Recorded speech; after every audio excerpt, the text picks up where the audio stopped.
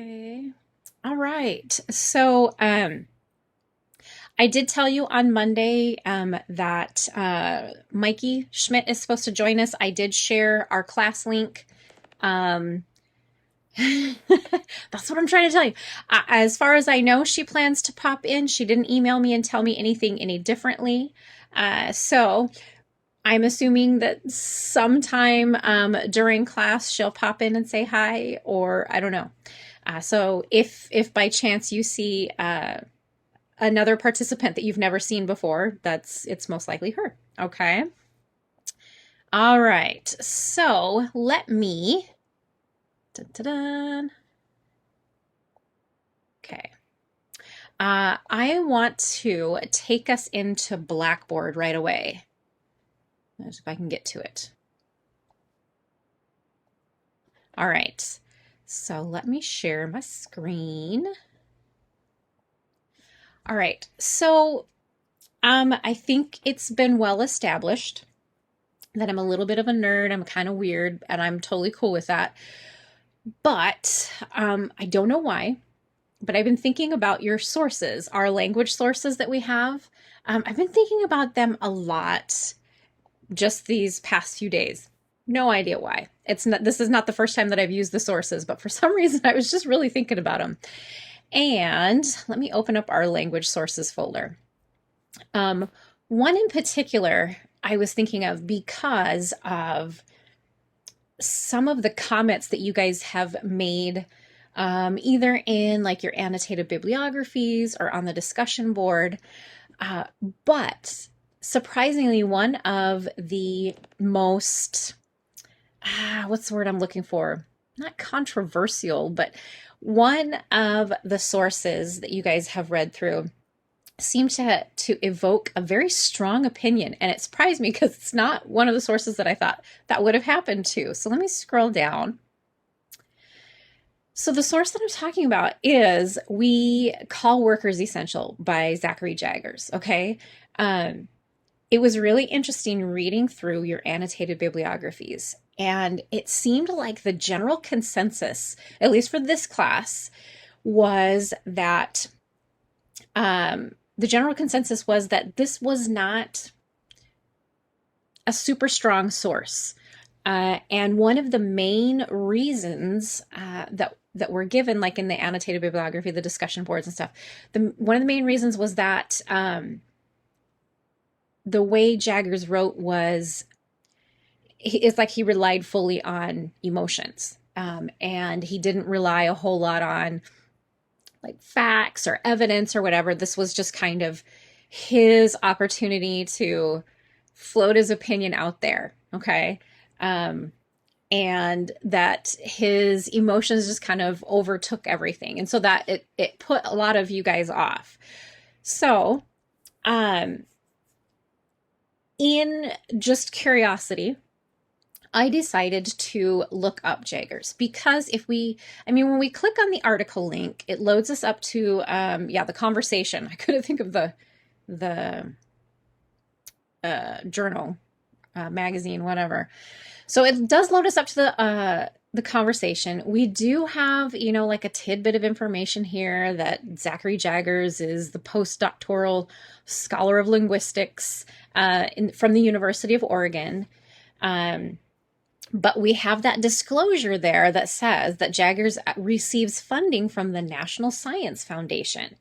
So I kind of dug around here just a little bit. So I went to view all partners. So these are just the partners for the conversation itself. We know that Jaggers, has his postdoctoral scholar of linguistics from the University of Oregon. Then I went and I clicked on him really quickly because I think we did click on him when we first looked at this source in class. And so there's just like a little blurb: specialize in sociolinguistics, phonetics, language processing, kind of just has all of that. It does give a list of his articles. Okay. He only has 3 articles. So I was genuinely curious and I wanted to find out more about Jaggers. So I Googled him. And believe it or not, let me come here. He has his own website. His website is zjaggers.com. So, I was thankful that the picture was there because then I could confirm that that was him. Okay. And I thought I'm going to kind of cruise through here just a little bit just to see, because, let me go back to here. I mean, we have a paragraph here. We know his experience and we have his education, so that's a little bit of information, but I was curious if the website would give us more information than where the article was written. So I went over here and I looked at it. It has a lot of the same information. Okay. We have, there's PhD in linguistics. We've got, he's a researcher. He's an engineer, a consultant. And here's what he does, what he consults with or for: language processing, production, and variation. Okay. And so when I don't understand everything, I go and I look up terms and I look all over the place. So I read through some of his statements, and he talks about, the very first thing that he talks about is, I care about communicating effectively and inclusively. So I thought that comment was kind of written, interesting in connection to the article that he wrote. Thinking about communicating, and he's talking about language and the language that's used, talking about essential workers. And let me see here. So this is where he says his specialty is.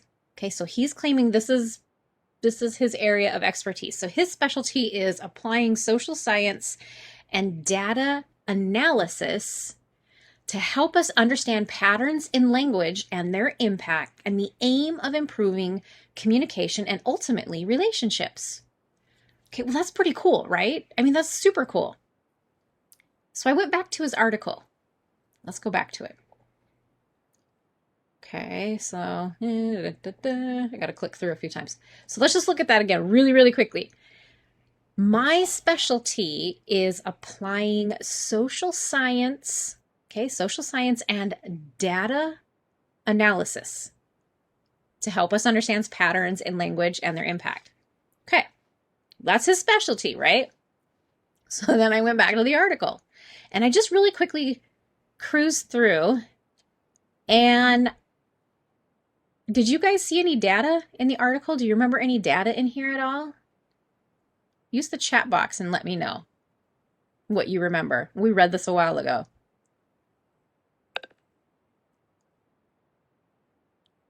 Yeah, there wasn't any data.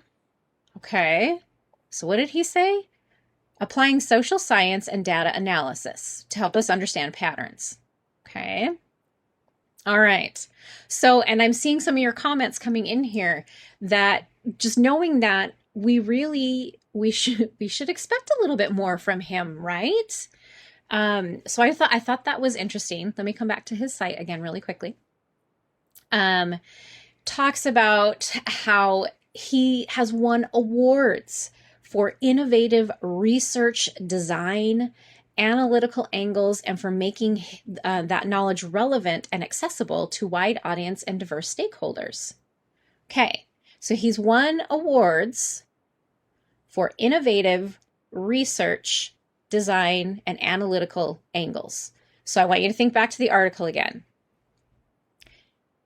Thinking about the article, We Call Workers Essential, do you feel like there was innovative research design or any analytical angles? Just your opinion, but tell me in the chat box. Did he use like really good research design and analytical angles? Okay, awesome. So I'm getting a mixed bag of answers here. Okay, so, okay. 2 came in at the same time. Oh, see, you guys are so awesome. All right. So very, very interesting here. So like I said, a mixed bag of opinions coming in. Let's go look at the article really quickly. Okay. He did not use data, right? We established that he didn't use any data. Okay, well, we can maybe forgive him for that because this was, let's see, this was written May 4th. So at the time, so May 4th, so at that point in time, it had been just under 2 months since most of the like the shutdowns and the closing and everything of the coronavirus. So still fairly new. You know, the whole essential workers was still fairly new. Okay. So maybe, you know, let's kind of throw him a little bit of leeway here and say maybe there wasn't a whole lot of data just yet, right? But he did actually show us possibly a little bit of research, okay, where he was talking, where he gave some examples from specific businesses, you know, things like that. So, you know, there's that, I guess. So yeah, I thought it was really, really interesting. Now, as far as the conversation, that publication, he only has 3 pieces that he's published for the conversation. But if you go and you look at his website, he's got some more things. He's got like some of his pieces. He's got pieces where he was like mentioned, you know, you can kind of scroll through. He has a breakdown of his skills. Okay.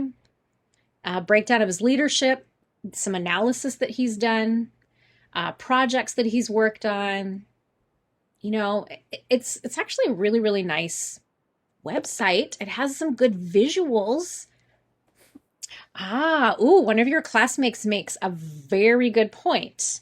Anyone can look pretty on paper, can't they? I like that. I like that. So we have to be really careful, right?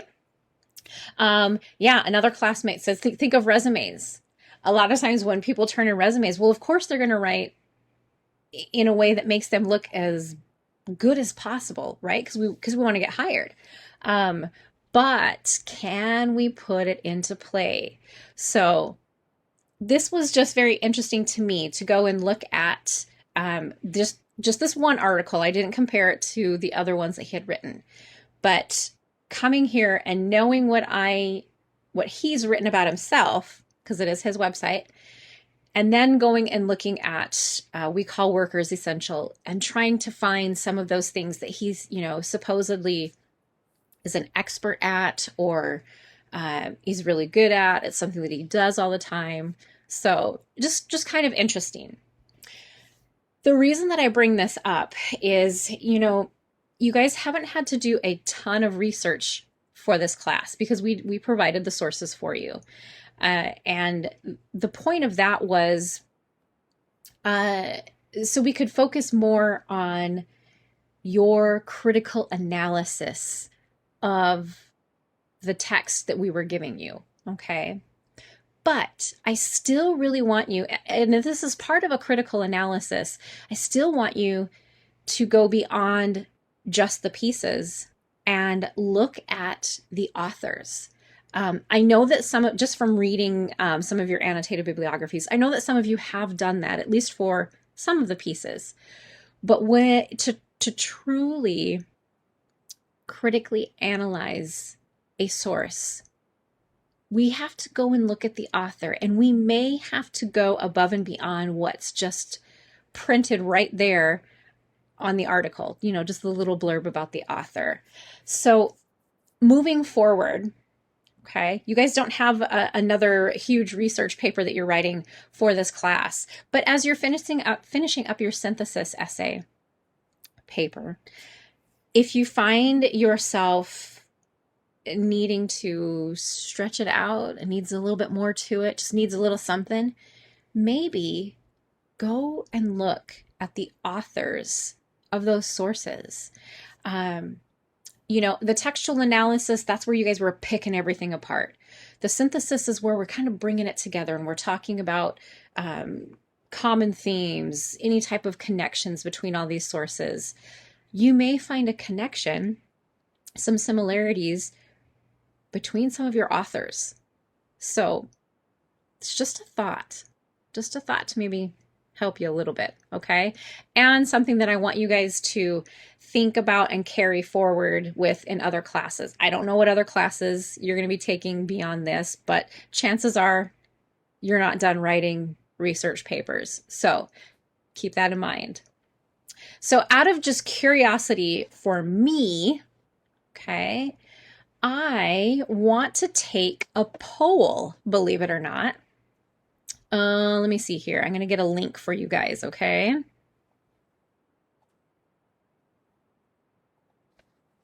We're going to utilize our good old Mentimeter again. I'm going to put a link in the chat box, and I want everybody to click on that link. It should ask you for a code, and I'm going to give you that code. All right? So here, I want you to go to that link. Hopefully everybody can see that. It's a menti.com. It has like a scribble of letters after it. Click on that link, and then let me give you the code, okay? It won't let me copy it. Okay, I'm going to put this here. All right. Okay, I'm going to share my screen with you. All right, so I just have a poll. This is just a curiosity poll. So after looking over Jagger's website, okay, how do you feel about his credibility now? Like, you know, has your opinion changed? Oh, you don't need a code? Awesome, great. I wasn't sure if it would make you guys do the code or not. So I want you to really look at this question. How do you feel about Jagger's credibility now? Do you believe he's credible, not credible, or maybe credible but still too emotional? So get your vote in there. It's anonymous. We're not going to be able to tell what your opinion was. I'm genuinely curious. So go ahead and vote. I want to see 5 votes, okay? Okay, so a couple more. And if you're having any problem linking to and giving me a vote, let me know. Oh, see, it was a 3-way tie. All right, so let's see. All right, my 5th person, let me know if you can't get to Mentimeter, if you're having any problems.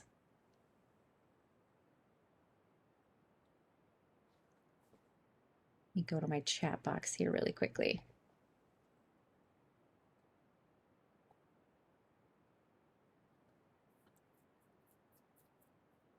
Okay, sorry, I'm reading some of your comments here.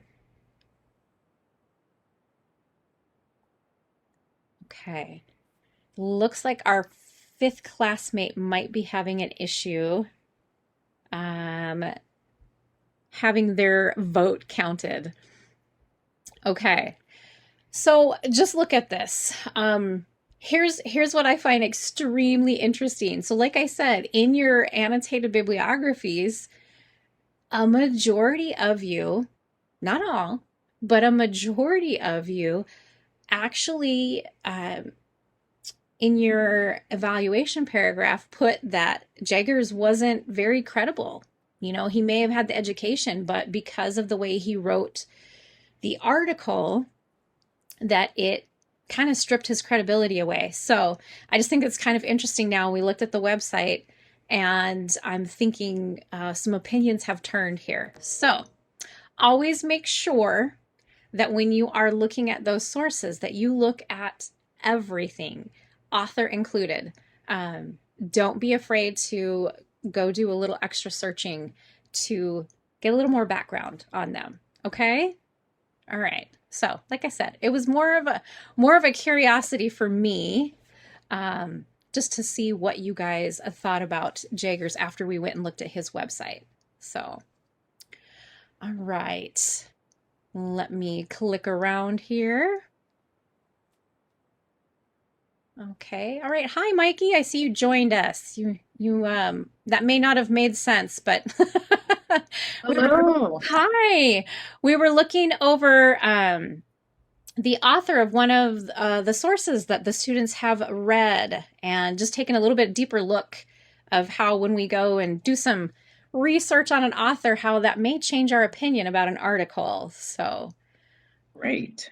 All right. Very important. Very important. It So, is. It is.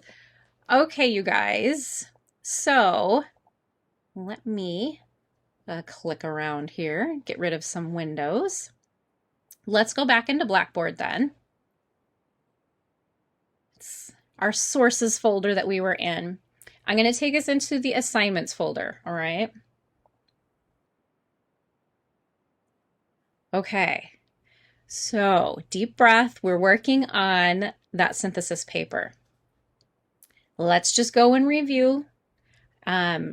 It sounds like, just from the comments that you gave me at the beginning of class, that you guys are feeling comfortable. It seems like the general consensus is that you need the time that's left in order to get it completed, which is good. You guys have until, make sure I'm telling you correctly, your final draft of your synthesis essay, your synthesis paper, is due midnight on May 10th. So that is Monday, I believe. Yeah, Monday. Okay, so you still have some time. So be thinking about what we just talked about. Let me open up just to make sure that there's not any questions. Okay, refresh your memory. 4 pages of writing, right? So it's 4 pages of writing, and then we're adding in your sources page. So keep that in mind, okay? Make sure that you're sticking to the setup of either that survey, that informational, or the argument, okay? And as I said before, remember that textual analysis is where we were picking everything apart. It's like basically looking at it through a microscope. Our synthesis paper, we're bringing them all back in here and we're saying, okay, what do they have in common besides just our course topic? And so try to link them together. See if some of them have the same opinions. And like I said, go look at those authors. See if some of those authors have similarities in education, in training, in jobs, whatever. Okay. All right. So one last time then, do you guys have any questions at all with the synthesis paper? It could be about your in-text citations, the setup. I'm stressing because I can't get 4 pages, anything like that. Please put it in the chat box, okay?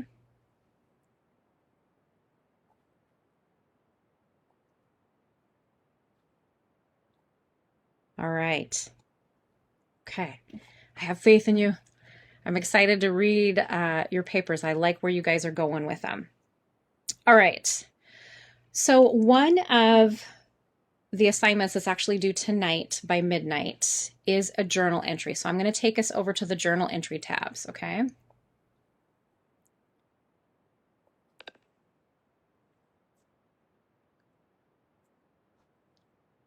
Okay. I'm going to get that loading maybe. Is it going to do that weird thing where it doesn't want to load?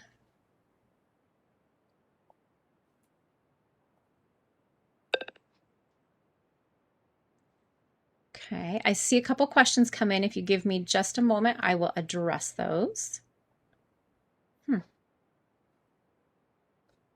It's doing that weird thing again, guys. Give me a moment and I will fix this.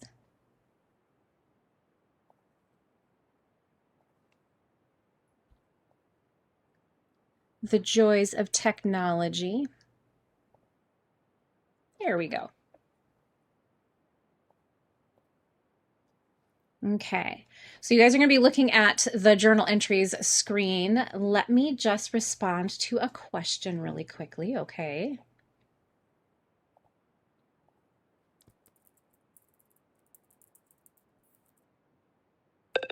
All right, so tonight by midnight, you have a journal entry that is due. I did notice that some of you have it already submitted. That's great. One less thing that you have to worry about. So let's look over the journal entry number 6, which is synthesis paper revision plan. So it's very similar to what you did with the textual analysis revision plan, okay? So let's look over this. So for this journal entry, we're going to be talking obviously about your synthesis paper. Now, you guys have gotten feedback from each other on the revision group discussion board. Okay, so you've gotten the feedback there. You've gotten even feedback from me there. And then we also took that opportunity on Monday to talk about your papers one-on-one. So think of everything on the discussion board and think of everything that you and I have talked about regarding your synthesis paper. Okay, so gather that all together, whether you need to write down some notes really quickly or copy and paste stuff that was said in the discussion board and put it on a paper.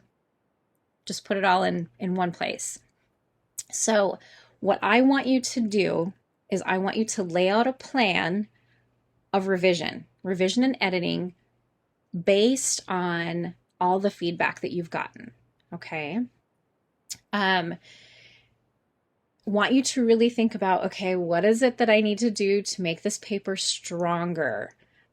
If you need to, go back to the assignments folder, click in the synthesis essay and review that rubric of everything that you need to have in your paper. Okay, make sure you know what all the expectations are. So really think about, okay, what needs my attention? Do I need to look at my layout? Do I need to look at my documentation? So my in-text citations, how my paragraphs are organized, topic sentences, transitions, details, quotes, paraphrases, whatever. We've talked about a lot of those things. So I want you to think about what do you need to do? And I want you to even think about your personal opinion of the feedback, okay? Because at the end of the day, you guys have to make that final decision on what you're going to do with your paper. Make sure you look at, do you need to add anything? Do you need to cut anything out? Do you need to move anything around? I know on Monday we talked about your paragraphs and how sometimes you actually could benefit by putting some of your paragraphs together where some of them needed to be split apart. So look at that. Do you need more attention to word choice, to style, to tone, to grammar, spelling, all of that, okay? And then I want you to tell me what your plan is to get that final draft done and submitted. Okay, so remember, final draft due on the 10th by midnight. What do you need to do to get it done? All right, so that journal entry is due by midnight tonight. Do you guys have any questions on this journal entry?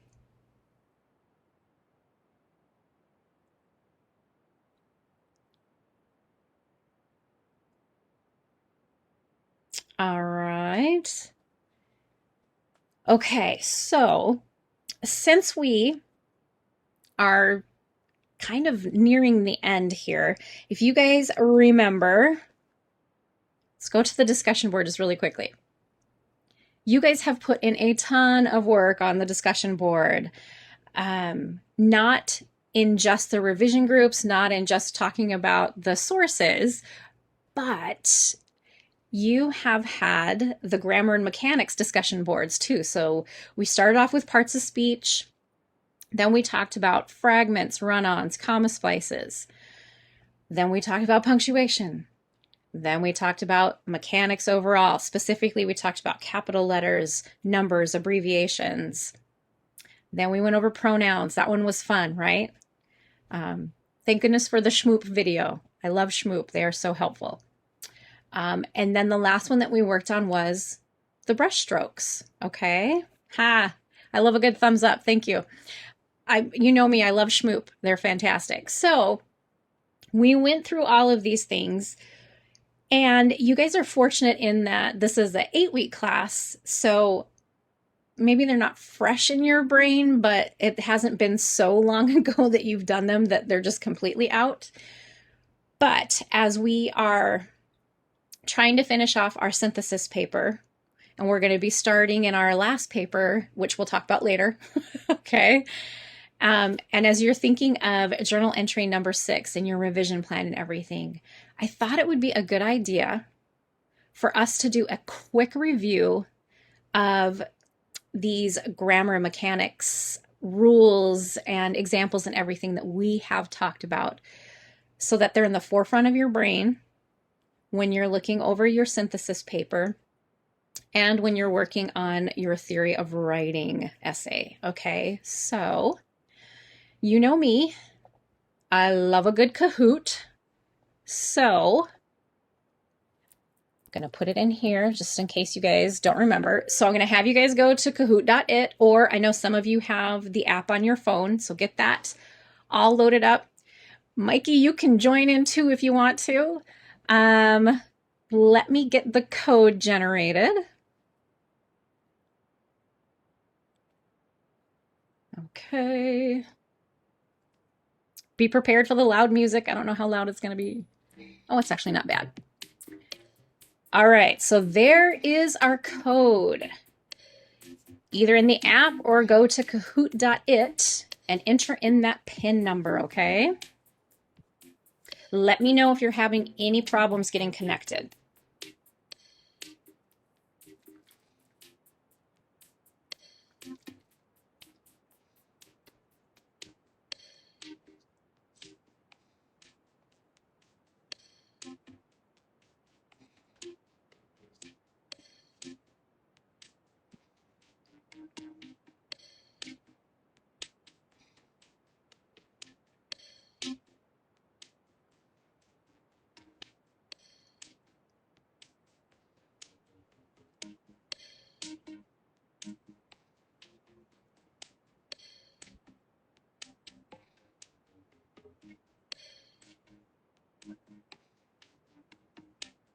And we'll keep our fingers crossed that nobody gets booted out partway through this one.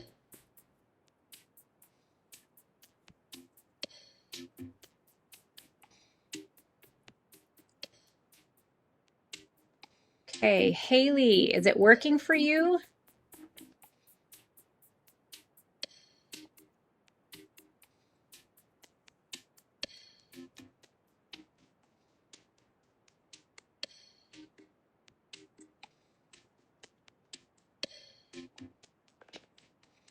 Okay. All right, we're just going to be patient. Everybody's connection's different. We know that.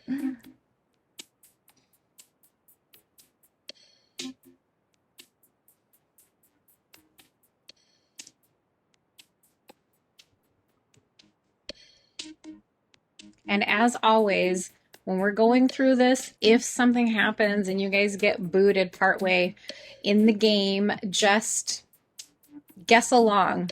I mean, it's a bummer because you won't get your points, but try to guess and see if you can get the right answer.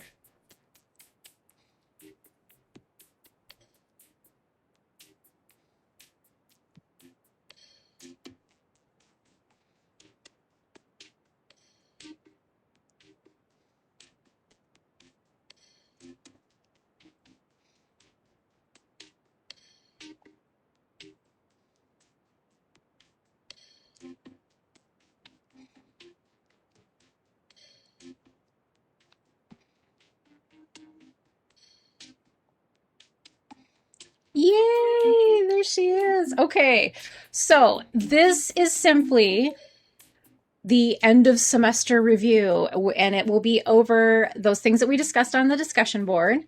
There will be a couple of like MLA questions in there, essay parts. I think that's it.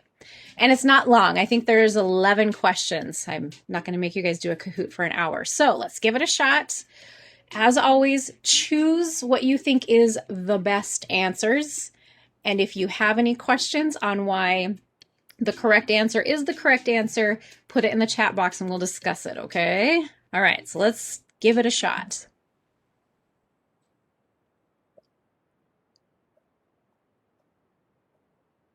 Okay, quiz question. Which sentence shows correct capitalization? Choose the best one possible, best answer possible. Which one shows correct capitalization? Oh, I just realized there's a typo in there. Ha ha. Okay, we'll see. We'll see how you guys did that one. Okay, so the correct one was supposed to be the red one, but I just realized that we have Dad and Abigail in there with no punctuation or no fanboy in there. So it was supposed to be the red one. Way to start off that one, huh?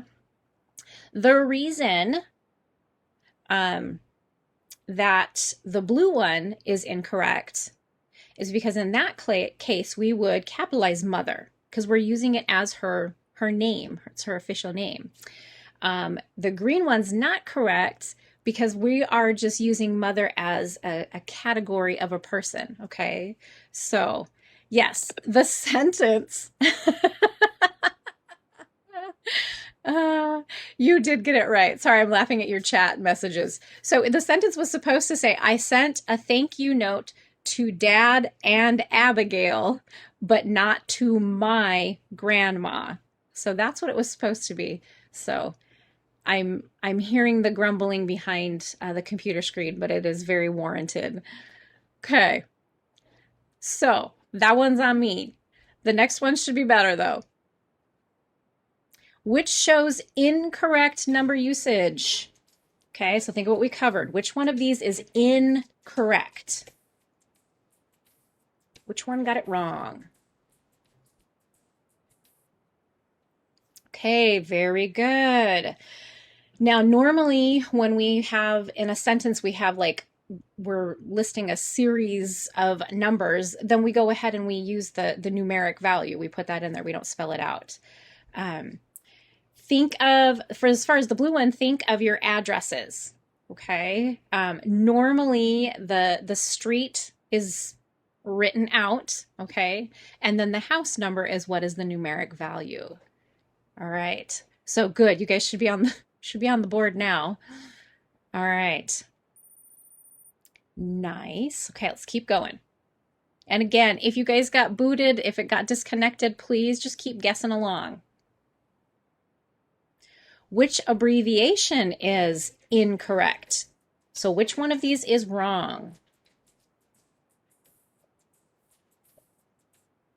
Okay, good job.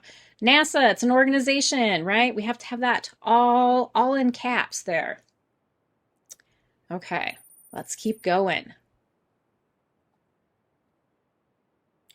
Which punctuation mark can list items and introduce a quotation, example, or explanation? That's kind of a long one there. So take just a moment. Which punctuation mark can list items and introduce a quotation, example, or explanation?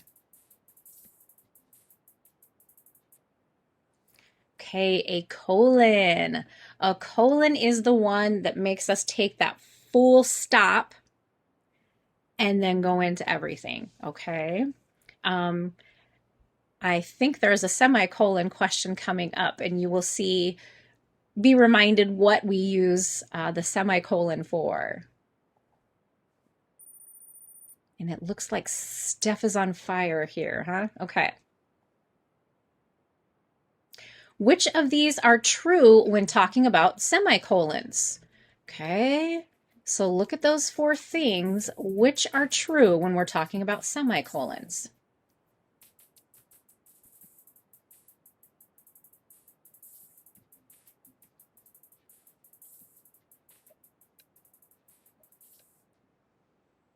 Okay, the green one is correct because all three of those statements are true about semicolons. Excuse me.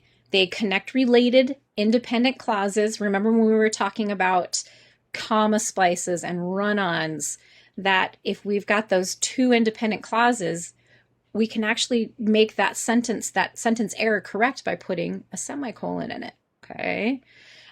When we use a conjunction, though, to join those independent clauses, we can't use the semicolon, right? We use a comma instead if we're using a conjunction. So you got to keep those rules in mind.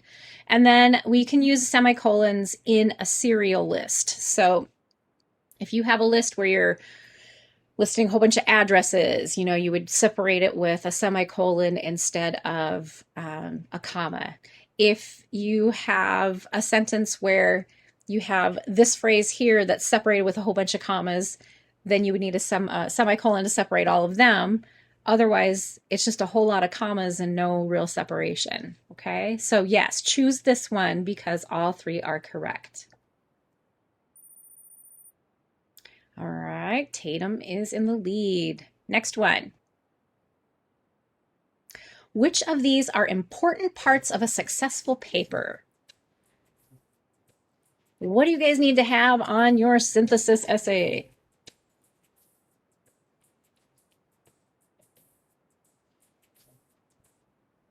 Okay, yes, all of the above. We need a thesis. We need our intro in the beginning, our conclusion in the end.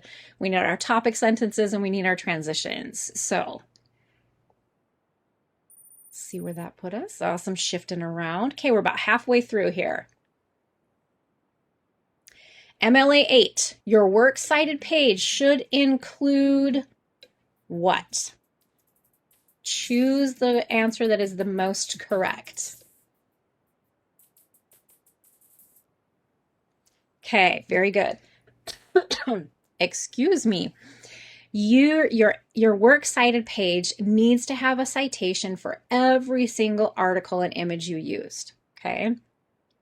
Your annotated bibliographies, if you have to do an extensive one, that tends to be where we put all of the articles and stuff that we looked at, or that's what we use bibliographies for, to keep track of everything that we've gone through. All right, let's keep going. In which case or cases do you need to use an in-text citation?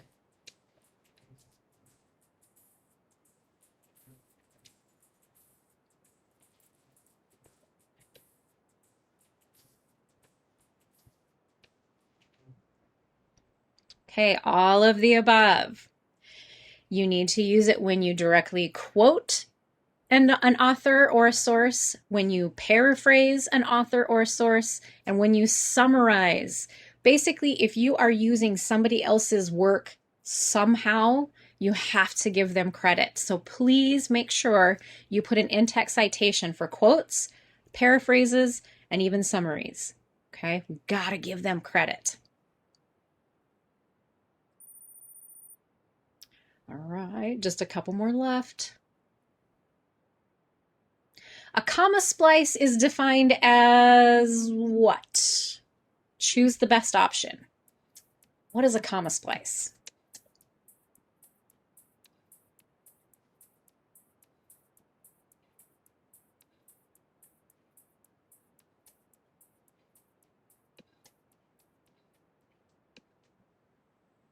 Okay, a comma splice. I was actually really interested to see if anybody was going to choose the red option. Okay, so a comma splice is two independent clauses that are just joined by that comma. So if you guys remember when we were talking about ways to fix those sentence errors, if we have those two independent clauses or two complete sentences, however your brain needs to process that, two independent clauses, and there's only a comma in the middle, you have a couple different ways you can fix it. You can add one of our fanboys to it. Okay, so and, or, but, yet, so, for. And we would just put that conjunction after the comma and join those sentences. Or we can use the semicolon in place of the comma, or we can plunk a period in between and just really make two complete sentences. Okay? All right.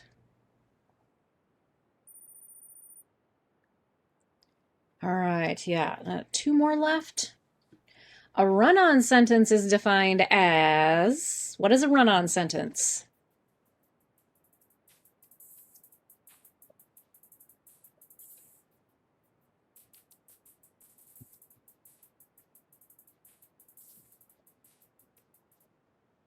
Okay, a run-on sentence is when you've got two independent clauses joined with no punctuation at all. So they're all just like smashed there together. I think when we were talking about it, I gave you the example of my little sister who pretty much when she talks like somebody who's had like 40 cups of coffee in the span of an hour's time. Okay. So you think of your run-on sentence. Da, da, da, da, da, da, da. There's no breath in between. So you've got all those sentences crammed together with no punctuation, nothing in there. Okay. Oh, one of your classmates just let me know they got kicked out. Okay. Bummer. All right. So we just have a couple left. So just keep, I think there's actually only one more left. So guess along with us though. Okay. I know that messes up the leaderboard a little bit. Okay. We got one more left. I think. I know it says two, but I think there's one more. A sentence fragment is defined as a what? What is a sentence fragment?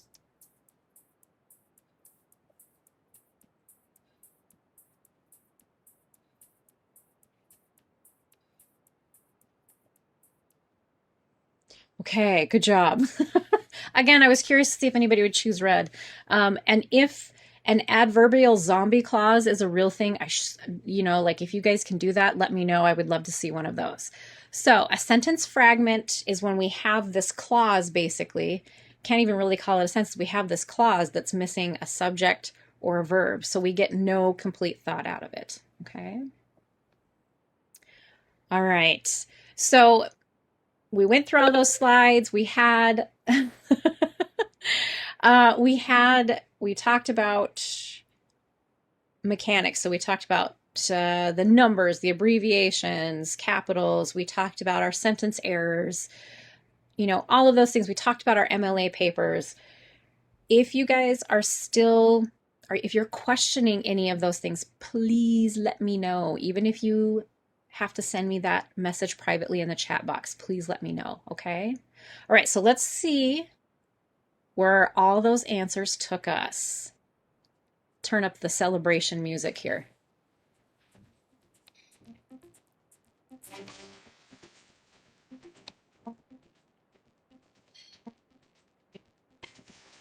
All right. Round of applause. Take your confetti. Okay, excellent. Take the volume down. Yeah, you won. Okay, let me switch some things around here. Gonna have to get rid of our Kahoot music. Side note, Kahoot is really fun. In October, they actually play Halloween music. So it's still kind of the same Kahoot music, but it has like a creepy vibe to it. It's awesome. I would do Kahoots every day in October just so I could hear the creepy music. Okay. So as I said, you guys, if you are struggling with anything, please, please, please let me know. That's what I'm here for. Okay. All right. So we're going to switch gears just a little bit. I'm looking at my time. Oh, we're doing excellent on time. I'm going to take us back in to Blackboard. All right. All right. We are going to get away from our discussion board here. And I'm going to take us back into the assignments tab. So you're finishing up your synthesis paper. You have one more paper to write. Okay. So let's go into the theory of writing essay. If you guys are clicking along with me, theory of writing. All right. Last one, deep breath. Okay. I'm going to open up the PDF here that has the assignment details and the rubric. All right. So you guys remember in the beginning of class, I think it was one of the journal entries, you told me a little bit of how you felt about reading and writing. Okay. Feel free to reflect back on that as you are prepping this one. Okay. The theory of writing essay. So as this class closes, I am asking you guys to write a 3 to 4 page paper. Okay. This paper, I want it to be about your approach and your attitudes towards writing and how they've changed. Okay, maybe they haven't changed and you can tell me that in your paper, but go back and look at the journal entry and the discussions and things like that. How have your attitude and your approach to writing and reading changed? Okay. Tell me about how you see writing in your academic, personal, and professional life going forward. Okay. And side note, remember how we were talking about the semicolons in like a serial list? This is an excellent example of that. So I'm just going to point it out really quickly. Okay. That sentence right there, because see how we have like this phrase here has all those commas in there? So we have it nice and separated. All right. Anyway, so tell me how you think writing is going to take place in your academic, personal, and professional life going forward. Tell me, I don't know, comments about skills and resources that you think are needed to be a good writer. All right. And the expectation of discourse communities that you are a member of or anticipate joining in the future. You guys remember our discourse community maps that you made? So, kind of think of how those were set up when you went and picked apart your discourse communities. Think of, are you going to be joining any new discourse communities? Maybe it's a new job. Maybe you're going to be transferring into a different program now for school. So, think about that. So the example we have there, how are you going to need to write maybe as a biology major? What are you going to need for research? What are you going to need for research? Think of your genres, your tone. I know I have a couple of you in here who love creative writing. Mention that. Tell me, tell me how that maybe will change. What's your writing going to be like in business? What is it going to be if you're a member of an organization? Think about all those things, okay? You write every day, whether you even realize that you're doing it. If you guys are on social media, you are writing. I know we talked about, being on Facebook and being that grammarian who feels like they need to correct everybody, things like that. Tell me your thoughts there. All right, so here's the good news. For this essay, you do not have to use any research at all. You don't have to. You most definitely can. You are welcome to use any sources you'd like, okay? But if you use any sources, we need to see them cited, whether it's MLA or APA, okay? And I know on Monday we talked about using images and you guys were excited about that. So make sure you go and click back on our tab that has all of the resources for MLA and APA and go to NWTC's library. Okay, you have to cite your sources. So I'm going to zoom this just a little bit here for you guys and then scroll. So it's got to be 3 to 4 pages in length. I know some of you, when I said that your last essay would be easy because you just have to write about yourself, you said writing about yourself was the least favorite thing that you want to do. So 3 to 4 pages in length. Make sure we're still following those good essay parts. Okay, intro, body, conclusion. Pay attention to number 4. This is what's going to help you out, and we're going to do something with this in just a moment, okay? Number 4, super important, okay? So that's your light bulb to pay really good attention, take notes, or highlight. You offer insightful, well-developed comments and insights on at least 2 of the following issues, okay? So just at least 2. You can do all of them if you want, but at least 2. Your growth or development as a writer in this course, okay? Your process as a writer, skills and resources needed to be a good writer, comments on what types of writing you anticipate doing in the future in your academic career, in your professional career, and even in your personal life. So, like I said, social media, if you want to, put something there, feel free. The expectations of discourse communities. And remember, you've got academic, business, personal, online. Those are all discourse communities we're part of. So talk about that and their effects on your writing. Okay, and then, of course, MLA or APA. If I recall correctly, this is my class where all of you guys get to use MLA. So And then, of course, correct grammar, usage, spelling, punctuation, mechanics. All right.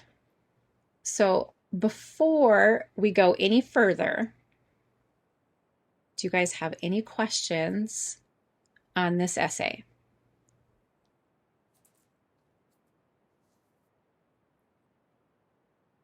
Okay, because this is one of the big things that you're going to be working on over the weekend.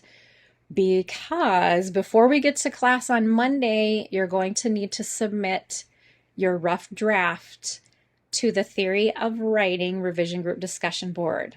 We're going to be going over them together, okay? So your classmates will see your paper, so keep that in mind. If you're writing something personal in there, your classmates will see them as well as myself. So keep that in mind. Okay. So I'm going to zoom in one more time because I want you to pay attention to number 4. Remember I told you to light bulb, remember this one? I am going to put you guys to a little bit of work.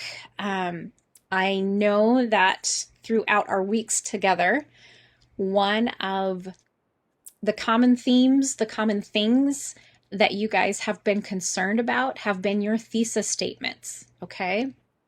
So I'm going to put you into 2 breakout groups, all right? 2 breakout groups, and I want you guys, once you get in there, turn on your mics, talk to each other. Somebody volunteer to be a scribe if you would, because we're going to want you to share what you guys come up with. I want you guys to look at number 4, and I want you to look at the list of options, issues that you can discuss in your paper. You can choose 2 of them. You can choose 3, 4, whatever you as a group decide you want to address. But I want you to incorporate those into a thesis statement, just a working thesis statement. It doesn't have to be perfect, okay? So in your group, turn on your mics. First decide who's going to be a scribe, then start talking. What in this list do you guys want to add into your thesis statement? And then I want you to start drafting. When we're done, when I close out the breakout groups, I want whoever was the scribe to share the thesis statement that your group came up with. Okay, you can just plunk it right there in the chat box. And then we're going to go over them. All right. So just to remind you, you need to go to the assignments tab, scroll down to Theory of Writing essay, and then I would click on the PDF, that because you don't have to download anything. So just click on the PDF and it will open all the details here for the assignment. You guys just have to focus on number 4. So any questions, excuse me, any questions on what I'm asking you to do for your breakout sessions? Okay, give me a moment to manually put those in there.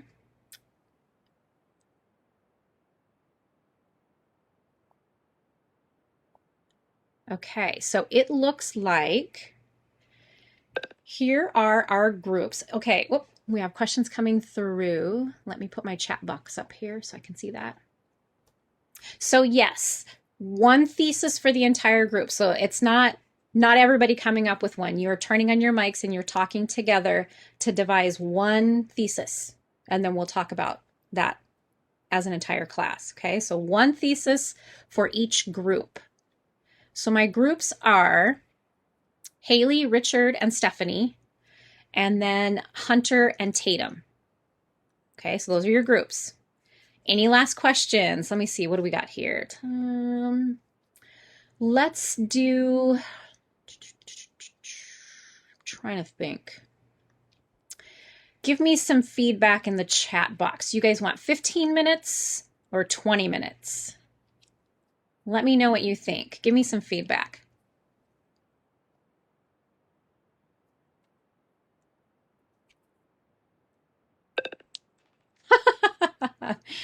Not an hour.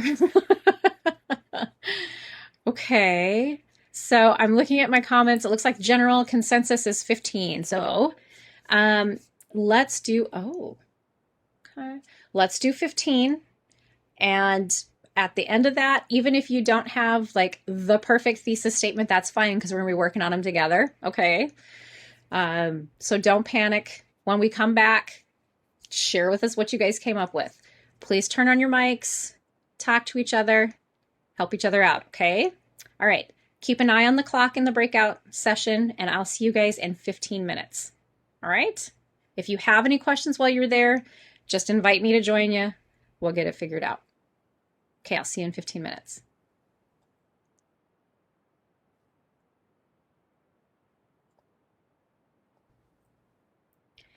Okay, so for those of you who are coming back and watching the class recording session, I forgot to turn it back on after a breakout session, but this paragraph here, we took the highlighted line and turned that into a lead on and then wrote a thesis statement for the theory of writing paper.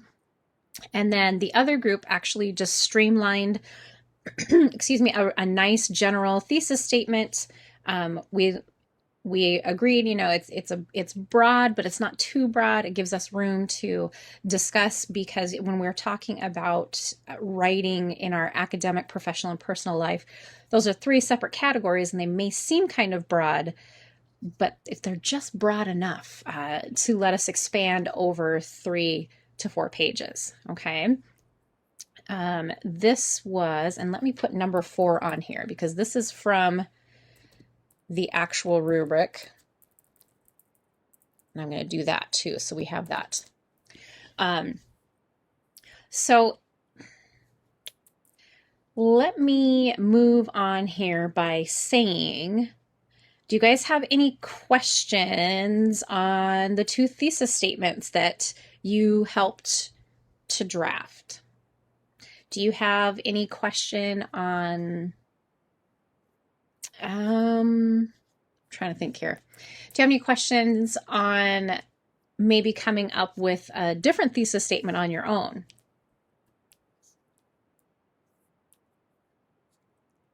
Okay. I'm pretty sure I'll save this and put this in the assignment folder so you guys have access to it. Because again, you guys could all start with the same thesis statement and your papers are going to be completely different. Okay. What I would like to do is we're still discussing the theory of writing. Okay. I'm going to take us back in to Blackboard. Okay, so here we've got our assignment details. I'm just going to zoom out. So we're in the assignment folder for the theory of writing essay. Now, at the very, very bottom, well, not the very bottom, but as we scroll down, we have, I always love it. It says examples, but there's only one example. Okay, so I wanted to just show you this example here. Okay, let me just save it and open it up. All right, so here again, Dr. O'Brien was very kind and set up examples for you guys. I want to look at the very first paragraph here. So this is a student's theory of writing essay. It's not perfect, but it's an excellent example. Okay, they did a really nice job. So let's look at how this student wrote this introduction. So let's look, did they have a hook? Did they take that hook and then use that to kind of bridge or lead into their thesis statement? So let's look at that, okay? All right, so the title is My Theory of Writing. So with this class closing, it is good to step back and think about how I go about writing now and what my thoughts are on it as a whole. In this essay, I am going to talk about writing kind of like I am adding more to my literacy autobiography that I did before in the class. In that paper, I talked about my past with reading and writing even from when I was a kid. And I talked a little about how I see writing in college and how I think it will benefit me in my career. I will focus more on those last 2 pieces, college and career. in this essay. Although I want to talk a little more about writing being personal to me.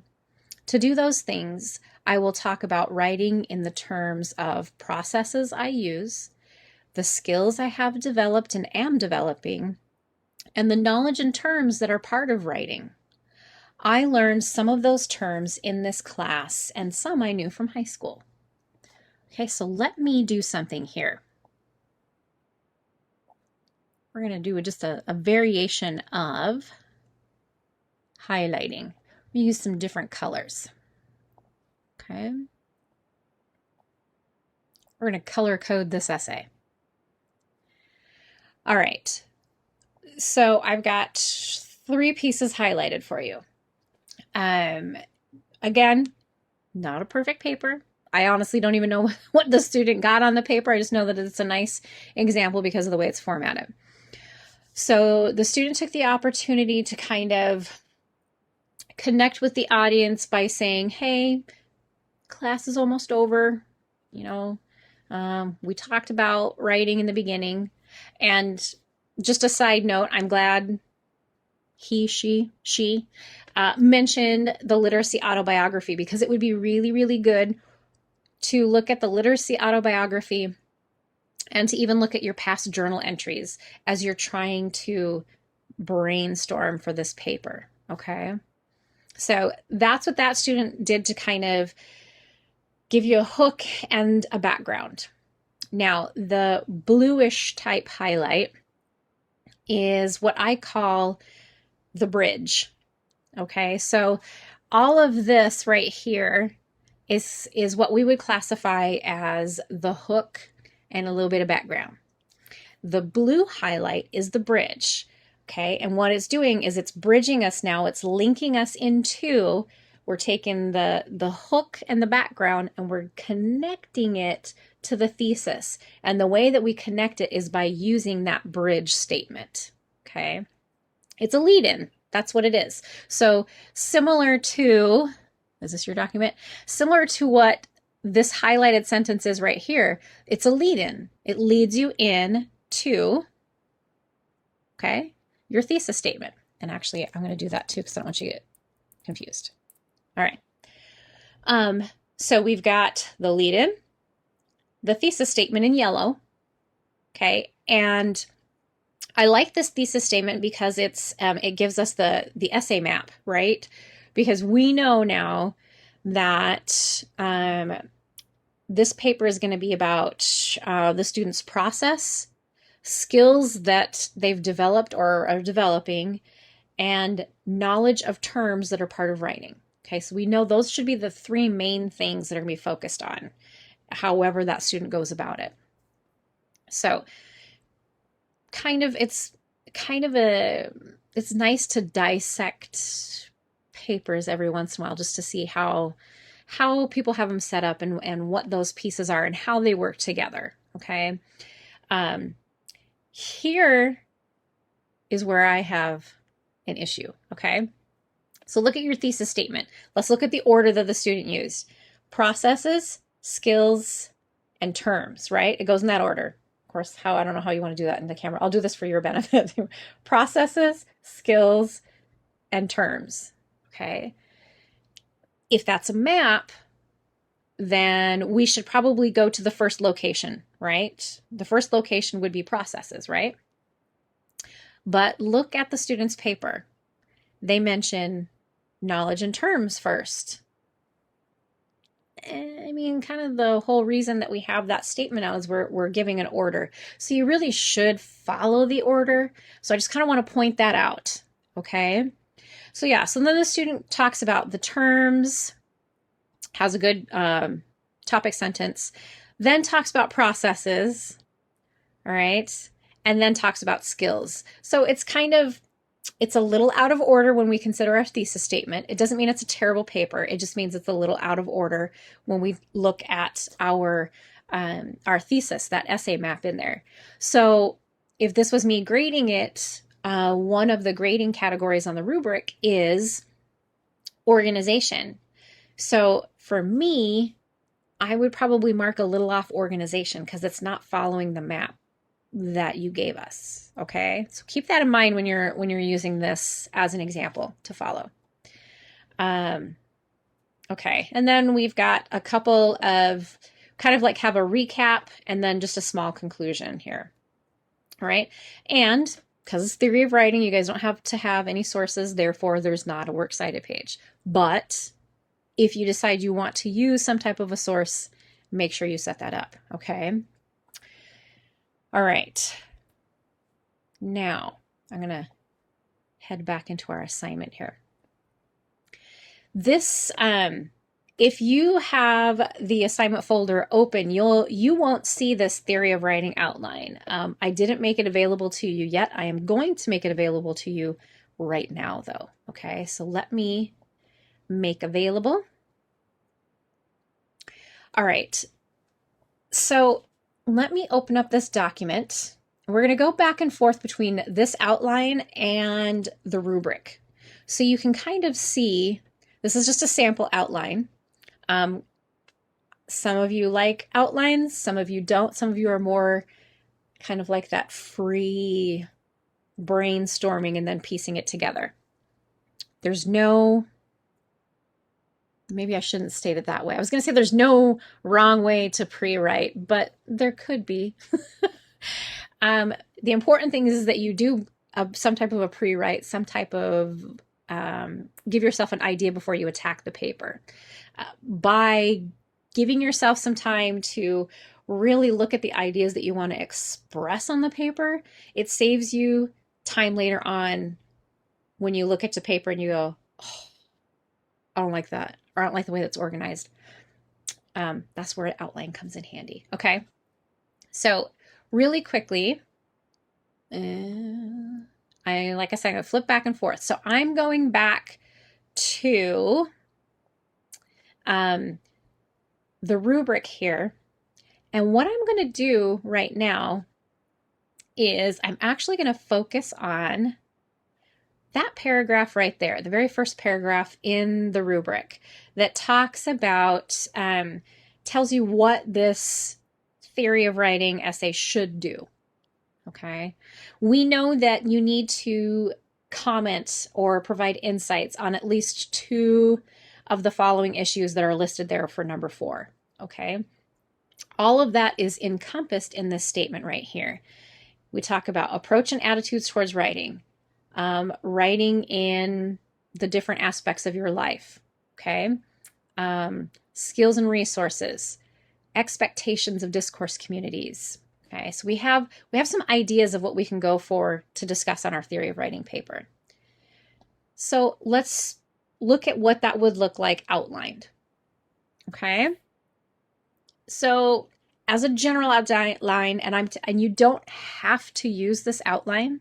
This is here to help you if you are stumped. Okay, so as a general outline, in the introduction, maybe I would talk about my attitudes toward writing when I started the class. I would maybe quickly discuss how they changed. Maybe even my thoughts moving forward within these 3 areas. Now, interestingly enough, okay, those are the 3 areas right there. Look at the thesis statement that one of the groups wrote. They didn't have access to the outline and I didn't know what they were going to write, but interestingly enough, that's the thesis they wrote. So what I'm going to do really quickly is I'm just going to copy this thesis statement. Oh, I can't paste it because it's a PDF. Never mind. Let's take a look at this thesis statement. My development as a writer in this course will help me grow in my academic, professional, and personal life. Okay. Can you see where I'd be able just to plunk that thesis statement right in there? So, hey, apparently we're on the same wavelength. That's awesome. So once we've set that up, then we can look at how maybe we want to organize the body of our paper. Take to the chat box, you guys, out of curiosity, and I maybe have asked you this before, but hello, memory of a goldfish.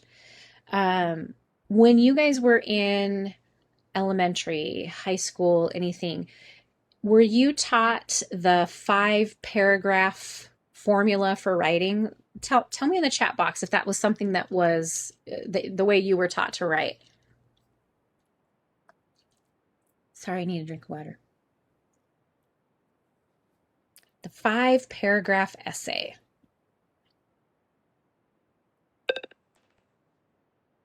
Okay.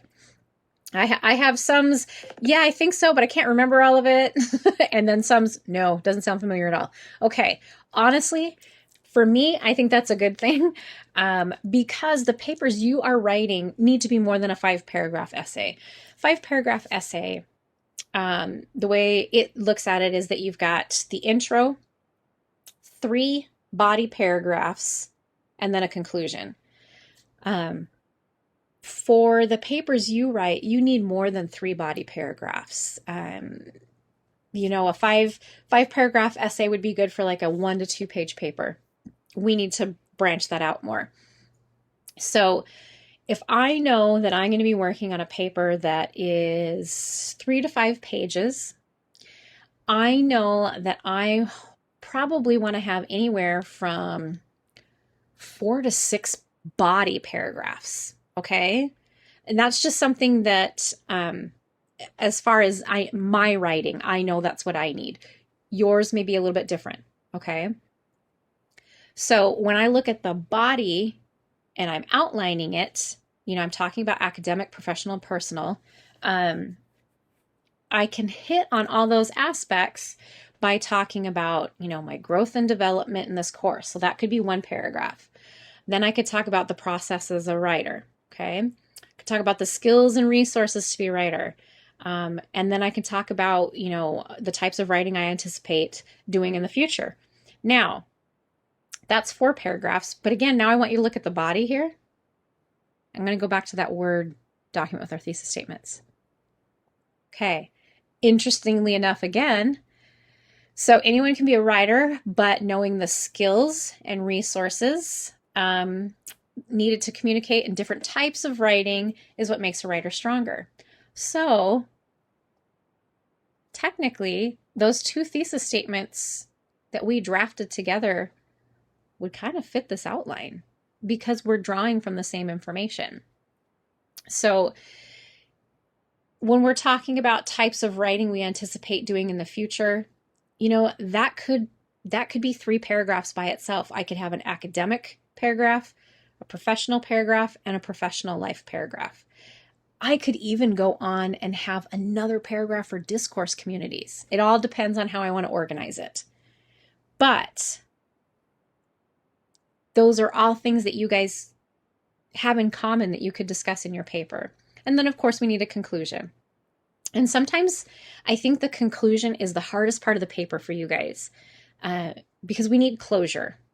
Okay, we need everything wrapped up neatly, put a bow on it.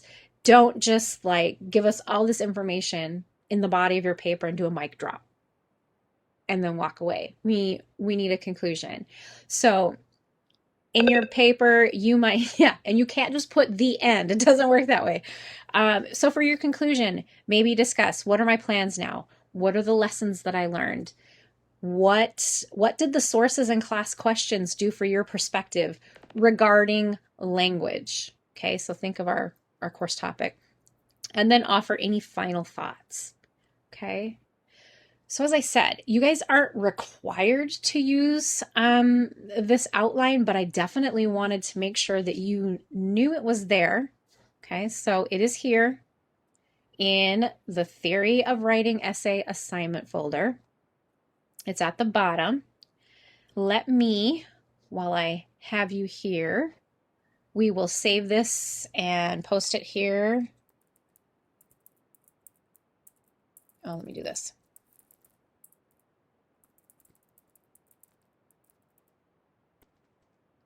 And let's go desktop. I've got way too many folders.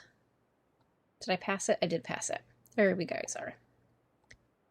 No, this is an English comp. It's the English one. All right, so, and then I always like to do a PDF option as well, because not everybody wants to take the time to download a Word document to look at it. All right, so let me add these to the folder so that way you guys have it.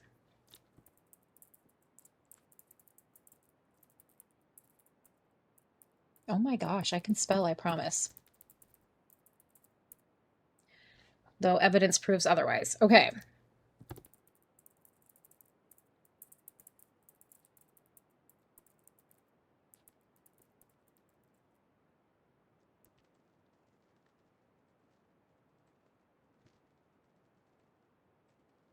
What is today? Today's the 5th. Cinco de Mayo.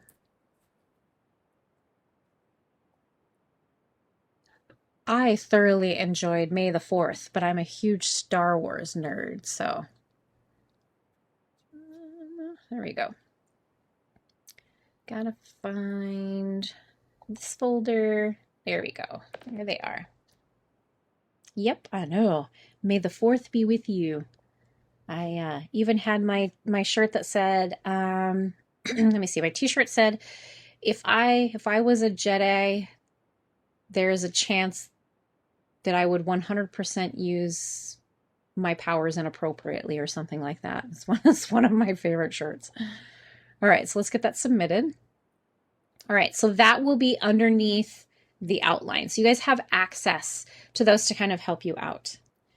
All right, so do you guys have any questions on what is expected out of you for this theory of writing essay? I know. This is going to be the big thing that you guys need to work on this weekend, because before class starts on Monday, you need to, I'm going to scroll down to where all those revision group discussion boards are. I need to make sure that that's there. There it is. Okay. So there is the theory of writing revision group. You guys need to have a draft submitted before we meet on Monday. It's a draft. It's not perfect. It may not even be the full 3 pages, but I still want you to submit something. But I want you to kind of keep your time frame in mind.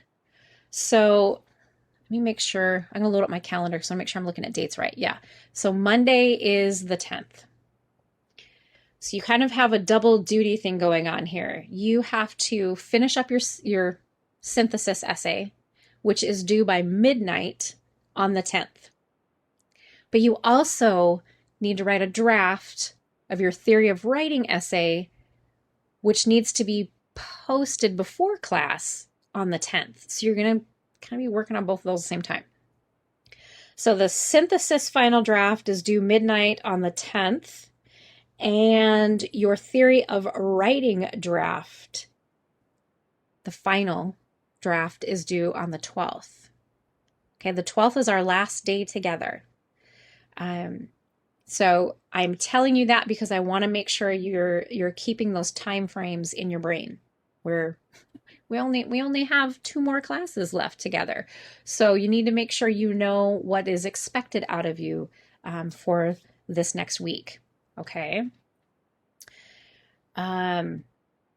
Let me go to the class to-do lists here really quickly, okay? There we go. All right.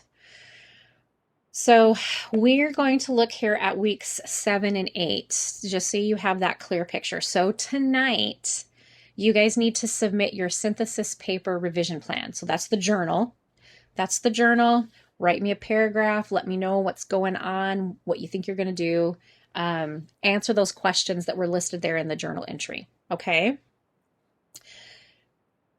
By the time we meet on Monday, you guys need not only that draft of your theory of writing, but you also need to complete journal entry number 7.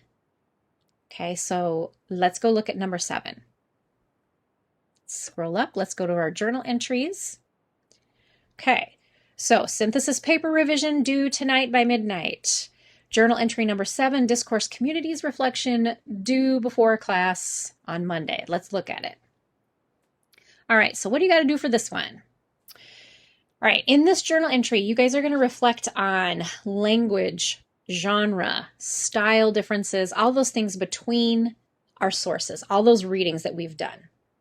Okay. Think of all those sources and think about the language they used, the genre that was used. Was it a video? Was it an article? Was it academic? Was it mainstream? Okay. So think about all those. Reading is a critical skill for academic, professional, and personal development. And we've worked on reading skills in this class by noticing how different texts meet the needs of their audiences in the various genres. Okay, so think of what makes a word real. That was a TED Talk. Okay, that was something all on its own. Then think of Jager's article, which was published in The Conversation, which is more of a mainstream, it's not really an academic journal by any means. And then think of, I can't think of the title, the ASL one. That one and In an Absolute State, those ones were articles that were published in academic journals. Kind of think of the differences there, okay? Really reflect on those. So, though reading for comprehension and content is important, it's not enough to be a skilled reader. Thinking about a text like a writer will make you a more skilled, aware, and subtle reader. That is what this journal entry is about. With that in mind, here's what I need you to do. Okay? See the numbered list here. Reflect. Number 1, reflect on the readings that we've done on the course topic this semester. Feel free to go back to the sources. Okay, go look at them if you need to. Number 2, after you've reflected, you've looked on them, you've refreshed your brains, I want you to comment on how different types of sources in different genres and media make their points.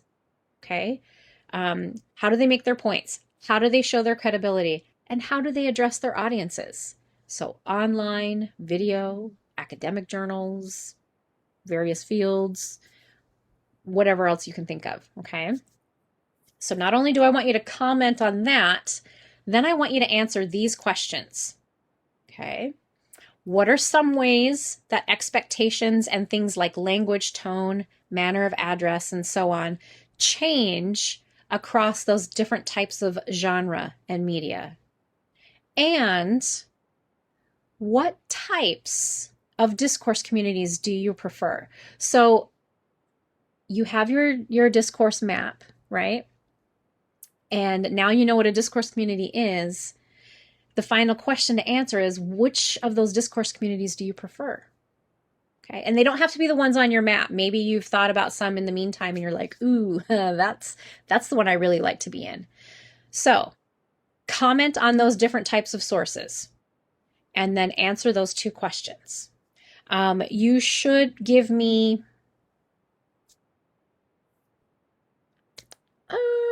because usually you guys ask how many lines we need to have.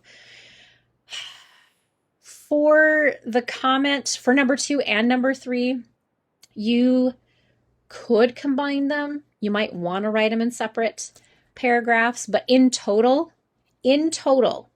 for the entire journal entry, can you guys aim for about 8 sentences?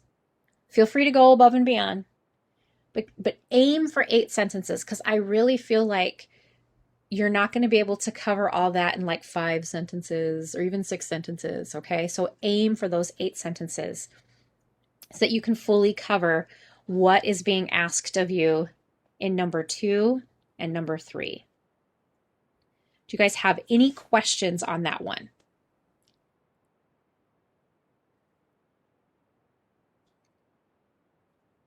Okay.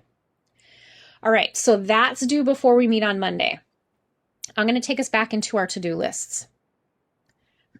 I have a frog in my throat. I apologize. Let me take another drink of water. That's what you guys want to see, is me drinking water on the screen. Okay. So before we meet on Monday, make sure you have journal entry number 7 done and have that draft of your theory of writing essay on the revision group discussion board.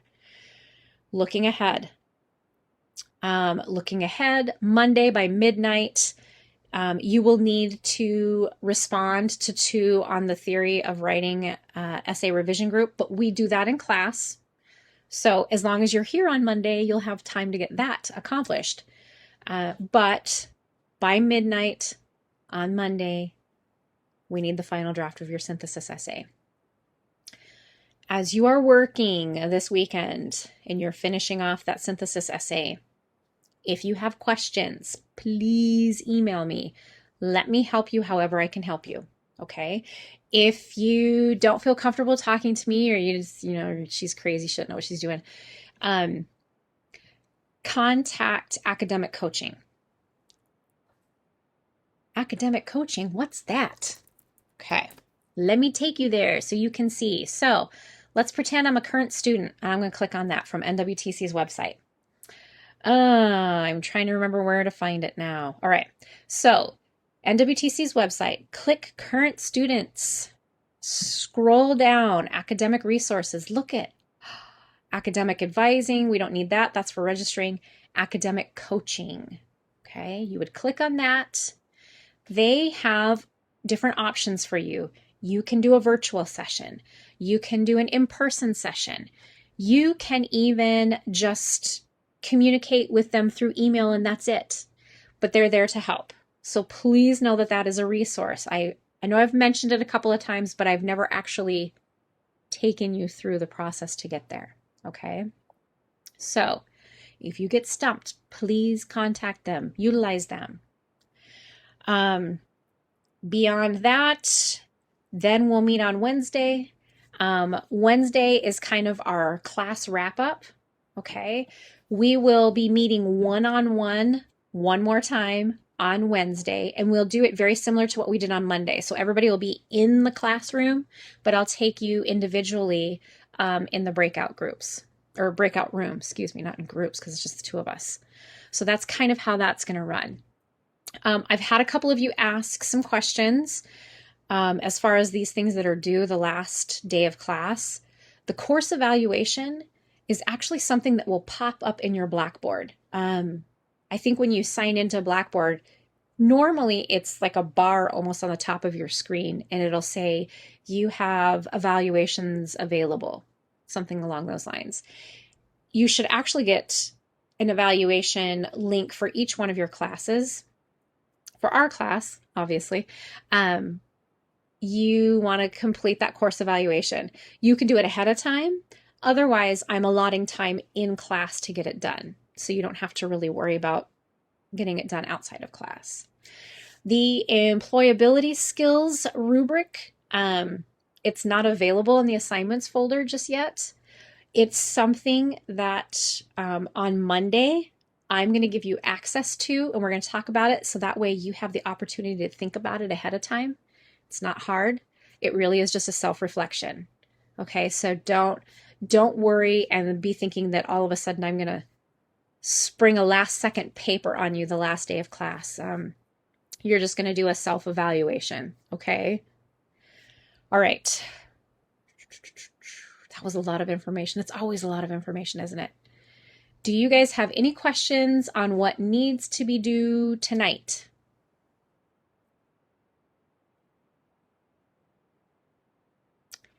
Any questions on what needs to be done before we start class on Monday?